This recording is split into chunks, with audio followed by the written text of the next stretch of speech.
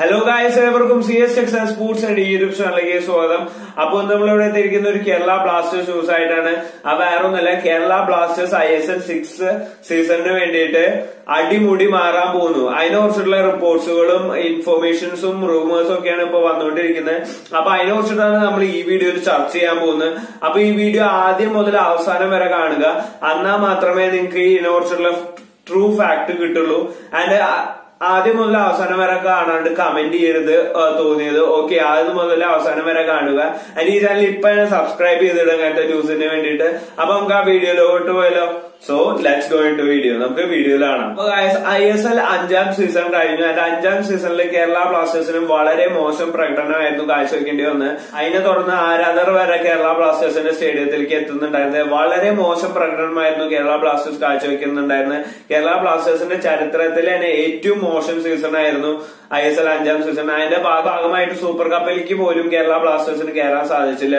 പുതിയ കോച്ചിനെ കൊണ്ടുവന്നിട്ട് കൂടിയും കേരള ബ്ലാസ്റ്റേഴ്സിന് കയറാൻ സാധിച്ചില്ല. ആൻഡ് അതിന്റെ ഭാഗമായിട്ടാണ് ഇപ്പൊ ISL സീസൺ 6 കേരള ബ്ലാസ്റ്റേഴ്സ് അടിമുടി മാറാൻ പോകുന്നു എന്ന് പറഞ്ഞിട്ട് നമുക്ക് ന്യൂസുകളൊക്കെ കിട്ടുന്നത്. ആൻഡ് അതിന്റെ ഭാഗമായിട്ട് goal.com ഇപ്പൊ റിപ്പോർട്ട് ചെയ്തിരിക്കുകയാണ്. ഏകദേശം അരമണിക്കൂർ ആയിട്ടുള്ളൂ ആ ന്യൂസ് വന്നിട്ട്. അത് വേറെ ഒന്നല്ല ഗൈസ്, കേരള ബ്ലാസ്റ്റേഴ്സ് പുതിയ കോച്ചിന് ISL സീസൺ 6 വേണ്ടിയിട്ട് സൈൻ ചെയ്യാൻ പോകുന്നു എന്നാണ് ഇപ്പൊ നമുക്ക് റിപ്പോർട്ടുകളും കാര്യങ്ങളൊക്കെ കിട്ടുന്നത്. goal.com ആണ് റിപ്പോർട്ട് ചെയ്തിരിക്കുന്നത്. അത് വേറെ ആരുമില്ല, നിങ്ങൾക്ക് എല്ലാവർക്കും പരിചയമുള്ള കോച്ച് തന്നെയാണ്.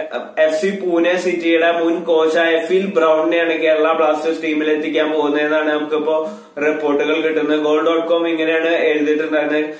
Kerala Blasters is advanced talk with Phil Brown. അതായത് ഫിൽ ബ്രൗൺ ആയിട്ട് കേരള ബ്ലാസ്റ്റേഴ്സ് ഇപ്പോൾ ചർച്ചകൾ നടത്തിക്കൊണ്ടിരിക്കുകയാണ്. ഫിൽ ബ്രൗൺ FC പൂനെ സിറ്റിയുടെ അവസാന 6 മത്സരങ്ങളിലത്തെ കോച്ചായിരുന്നു. ഇംഗ്ലീഷ് കോച്ചാണ് അദ്ദേഹം. വളരെ നല്ല കോച്ചിങ് ടാക്ടിക്സ് ഉള്ള ഒരു കോച്ചാണ് ഫിൽ ബ്രൗൺ.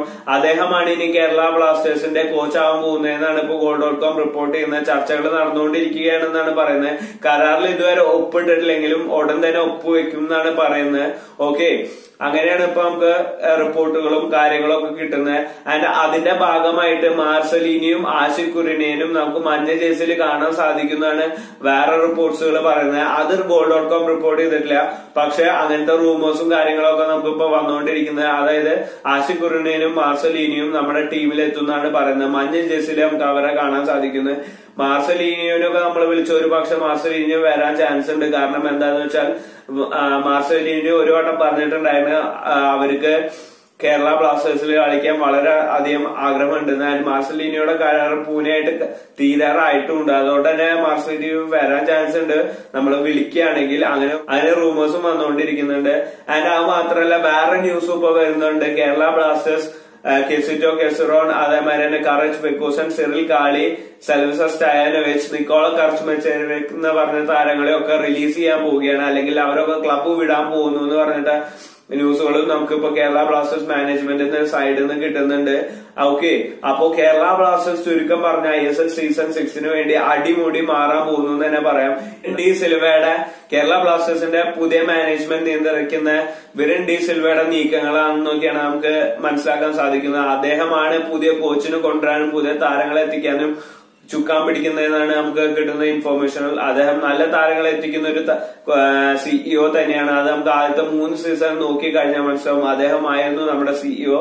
അതിനുശേഷമാണ് വരുൺ വന്നതിന് ശേഷമാണ് കേരള ബ്ലാസ്റ്റേഴ്സ് പൊളിയാൻ തുടങ്ങിയത് തന്നെ നമുക്ക് പറയാം. അങ്ങനത്തെ പോപ്പുലാൻഡിക്കിനും അതേമാതിരി തന്നെ നെമാനെ ലാക്യൂസ് ബെസിക്കിനെ കുറിച്ച് വിവരമില്ല. അവര് നമ്മുടെ ക്ലബ്ബ് വിടുവോ അത് വിടാതെ ഇരിക്കുന്നതിനെ കുറിച്ചിട്ടുള്ള ഒരു വിവരമില്ല. ബട്ട് ബാക്കിയുള്ള വിദേശ താരങ്ങളൊക്കെ നമ്മുടെ ക്ലബ്ബ് വിടുന്നതാണ് നമുക്ക് റിപ്പോർട്ടുകൾ വരുന്നത്, റൂമേഴ്സ് വരുന്നത്. ഓക്കെ, ഇപ്പോഴും നമുക്ക് ഒന്നും കൺഫേം ചെയ്യാറായിട്ടില്ല. ആൻഡ് അതിന്റെ ഭാഗമായിട്ട് ഒരു കൺഫേംഡ് ന്യൂസ് ഉണ്ട്. കേരള ബ്ലാസ്റ്റേഴ്സിന്റെ പഴയ പ്ലെയറും അസിസ്റ്റന്റ് കോച്ചുമായ ഇഷ്ഫാഖ് അഹമ്മദിനെ കേരള ബ്ലാസ്റ്റേഴ്സ് ടീമിൽ എത്തിച്ചു എന്ന് പറഞ്ഞിട്ട് നമുക്ക് റിപ്പോർട്ടുകൾ വരുന്നുണ്ട്. അത് ഏകദേശം കൺഫേം ആയ രീതിയിലാണ് goal.com പറഞ്ഞിരിക്കുന്നത്. ഇഷ്ഫാഖ് അഹമ്മദിനെ നമ്മുടെ ടീമിൽ എത്തിച്ചിട്ടുണ്ട്.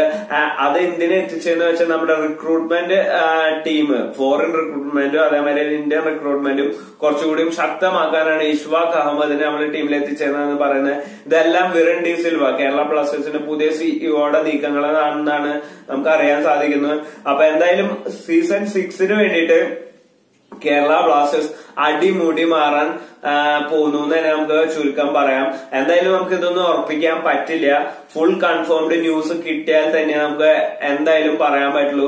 അപ്പൊ ഇതൊക്കെ നടക്കട്ടെ എന്ന് തന്നെ നമുക്ക് പ്രാർത്ഥിക്കാം. കാരണം കേരള ബ്ലാസ്റ്റേഴ്സ് സെറ്റ് ആവണം ISL സീസൺ 6 വേണ്ടിയിട്ട്. നമ്മുടെ കാണികൾക്ക് കേരള ബ്ലാസ്റ്റേഴ്സ് ഒരു ട്രീറ്റ് തന്നെ കൊടുക്കണം ഗോൾ മഴയില്, മറ്റുള്ള ടീമിനെ ഗോൾ മഴയിൽ മുക്കിയിട്ട്.